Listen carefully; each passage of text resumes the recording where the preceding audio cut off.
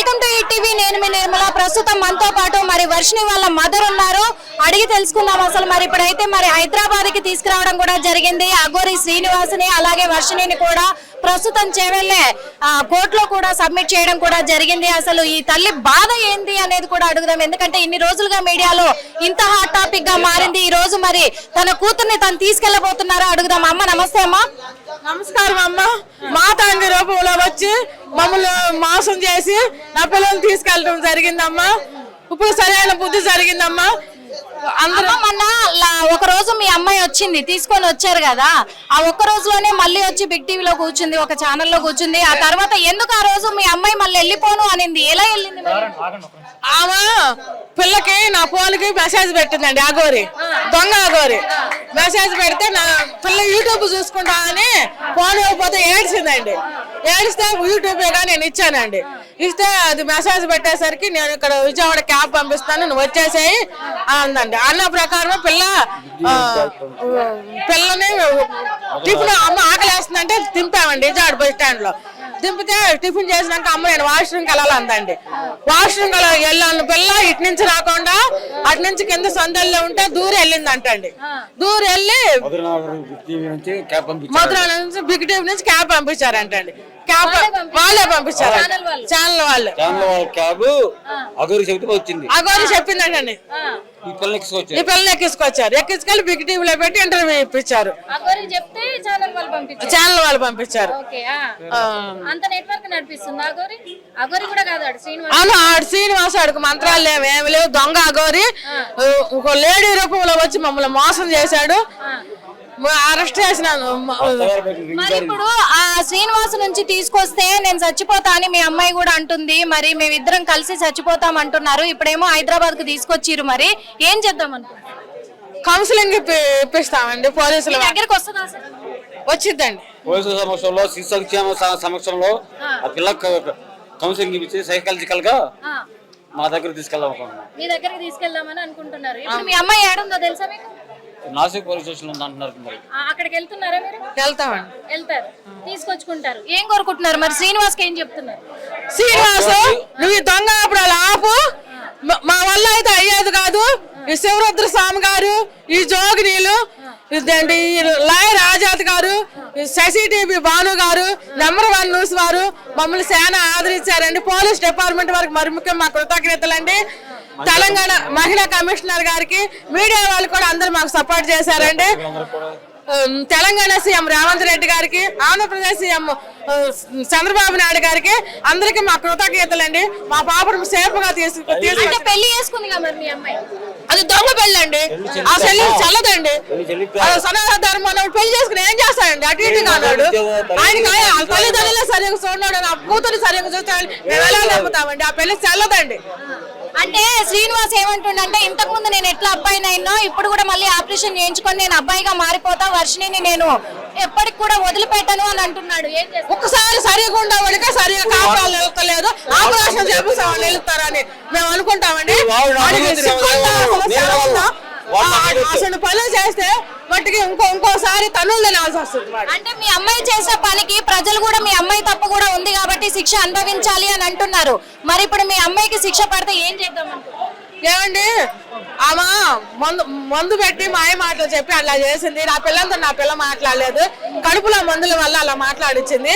అది కాక నువ్వు నాకు లొంగకపోతే మీ కుటుంబాన్ని మిమ్మల్ని నాశనం చేస్తాను, నరబలి ఇస్తాను, హర్షాకి పెళ్లి కాకుండా చేస్తాను భయపెట్టింది అంటండి. అంటే నేను 3 కోట్ల చెక్ ఇచ్చి వర్షిని తెచ్చుకున్నా అని చెప్తున్నాడు శ్రీనివాస్. నిజమేనా? వాళ్ళకి చెప్పు తగ్గిద్దా అని చెప్పండి. 3 కోట్ల చెక్ రాశాడు. నీ పిల్లల్ని దత్తత తీసుకొని కాగితం రాయమన్నాడు. మేము కాగితం రాము, మేము సమ్ము వద్దు, మేమొద్దు, మేము అందరం ఏడ్చుకుని చెక్క దాని ముందు చింపేశామండి. అందరూ కొట్టి తల వేశారు. నా ఉంగరం లాక్కెళ్ళాడు. నాది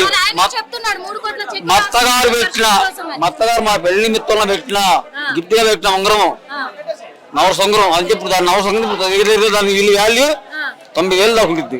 మీరు మీ పాప వెళ్ళిపోయిన తర్వాత చాలా బాధపడ్డారు, ఏడ్చారు, చచ్చిపోతానన్నారు కదా, దానికి కూడా మరి అతను ఇట్రండి దానికి కూడా శ్రీనివాస్ ఏమన్నాడంటే వాళ్ళ నాన్న నా దగ్గర చాలా డబ్బులు తీసుకున్నాడు, ఇప్పుడు నాటకాలు ఆడుతున్నాడు అని అన్నాడు. నేను నిరూపించమనండి. వాడిని ఖర్చు పెట్టిన మొత్తం 45,000 రూపాయలు లెక్క తీసుకొస్తా బిల్లు. ఇప్పుడు ఒకవేళ శ్రీనివాసుని మీకు అప్పచెప్తే ఏం చేద్దామని? నేను చంపుతా, నేను తెలికెళ్తా. నా వాడిని చంపిన ఇప్పుడు 2 తెలుగు రాష్ట్రాల్లో ఫేమస్ అయ్యాడు. వాడు చంపిన వర్షి తల్లి కోట అని చెప్పి నేను ఫేమస్ అవుతా.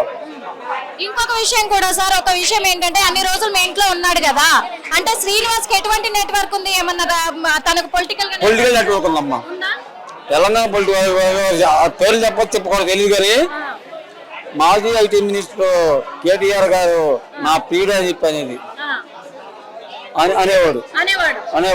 అది ఎంత నిజం మనకు తెలియదు, ఎందుకంటే మనం ఎత్తవాడు పేర్లు. ఇంట్లో ఉన్నప్పుడు మిమ్మల్ని ఏమైనా బెదిరియడం చేయడం అలాంటివి చేశాడా?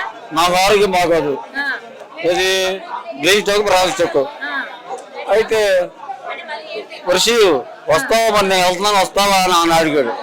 నేను రాను, ఇప్పుడు ఎగ్జామ్స్ ఉన్నాయి అంది, చిన్న ఎగ్జామ్స్ ఉన్నాయి అంది. నువ్వు రాకపోతే మీ నాన్నకు అసలుగా బాగోదు, నేను కుట్రపూజ చేసి మీ నాన్న చంపేస్తావు అంది. ఆల్రెడీ వాళ్ళిద్దరిని కూడా మీ అమ్మాయిని శ్రీనివాసుని ఇద్దరిని కోర్టుకు కూడా సబ్మిట్ చేయడం జరిగింది. మరి మీ చేతికి ఎలా ఇస్తారు శ్రీనివాసుని? మరి శ్రీనివాసు పట్ల మీకు ఎలాంటి న్యాయం కావాలని కోరుకుంటున్నారు చెప్పండి. వాడి గురించి నాకు న్యాయం ఏంటమ్మా? అంటే ఎలాంటి శిక్ష పడాలనుకుంటున్నారు?